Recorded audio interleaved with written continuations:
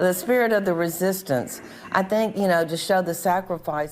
de la résistance. Il faut montrer les sacrifices, ce que le peuple chinois a traversé et la façon dont il est resté uni, a tenu bon, malgré tout ce qui se passait dans leur pays, jusqu'à l'arrivée de l'aide.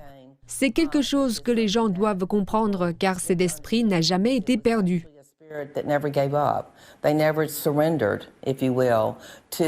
Ils ne se sont jamais rendus aux Japonais et ils ne les ont pas laissés prendre le contrôle du pays.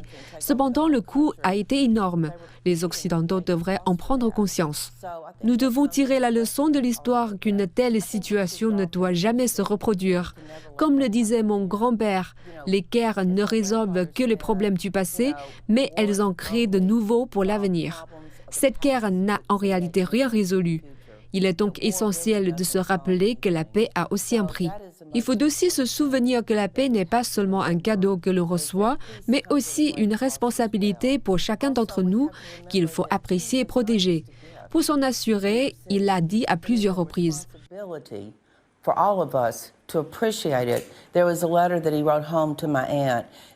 Dans une lettre à ma tante, il disait qu'il était plus difficile de maintenir la paix que de faire la guerre. Nous devons garder ça en tête. Lorsque le dialogue échoue, alors qu'il s'agit d'un problème, celui de s'assurer que cela ne se reproduise jamais. Plusieurs millions de personnes sont mortes pendant la Seconde Guerre mondiale, entre 20 et 50 millions de Chinois de 1931 à 1945.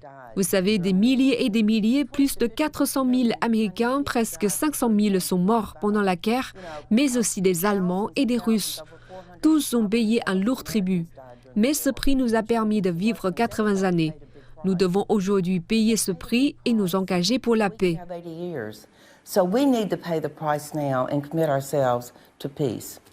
President Xi is very good about expressing the need for dialogue and Le président Xi exprime très bien la nécessité du dialogue et l'engagement en faveur d'un règlement pacifique des différends.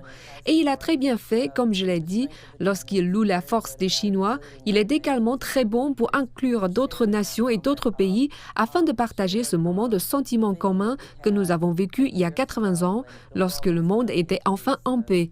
Les Chinois n'avaient plus peur des Japonais et de leur brutalité. Quant aux Américains, nous savions que nos hommes rentreraient chez eux et que nous n'aurions pas à affronter l'invasion japonaise comme nous la planifions en imaginant qu'elle serait terrible. Et ce sentiment, il faut se rappeler le sentiment de ce jour-là, la joie éprouvée ce jour-là à cause des horreurs des 4 années précédentes et pour la Chine des 14 années précédentes. Si les États-Unis et la Chine entraient en guerre, le monde entier en pâtirait, pas seulement la Chine. Aux États-Unis, un ambassadeur me l'a dit un jour, si la Chine et les États-Unis deviennent amis, c'est la paix mondiale. Et quand on y pense, c'est vrai. Le monde entier nous observe et si nous pouvons créer un dialogue ouvert et faire la paix ensemble, cela constituerait un exemple pour le reste du monde. C'est pourquoi la relation entre la Chine et les États-Unis est aujourd'hui la plus importante au monde. Il est toujours crucial d'écouter l'autre partie, de maintenir la communication et de construire des ponts. Cet océan entre la Chine et l'Amérique, il faut montrer aux Américains la richesse de la culture chinoise et leurs qualités, et aux Chinois les qualités des Américains. Nous devons nous rappeler que nous sommes 12 humains et que nous voulons la même chose, élever nos enfants et petits-enfants dans une société pacifique, leur offrir une vie meilleure que la nôtre. Et la plupart d'entre nous avons eu une vie assez bonne, vous savez. Et les Chinois sont pareils dans tous les pays du monde. Nous sommes tous semblables. Vous savez, nous devons simplement nous assurer que ces jeunes, parce qu'ils sont notre avenir, nous devons nous assurer qu'ils comprennent que c'était une époque où nous avons mis de côté nos différences et où nous nous sommes rassemblés pour atteindre un objectif commun.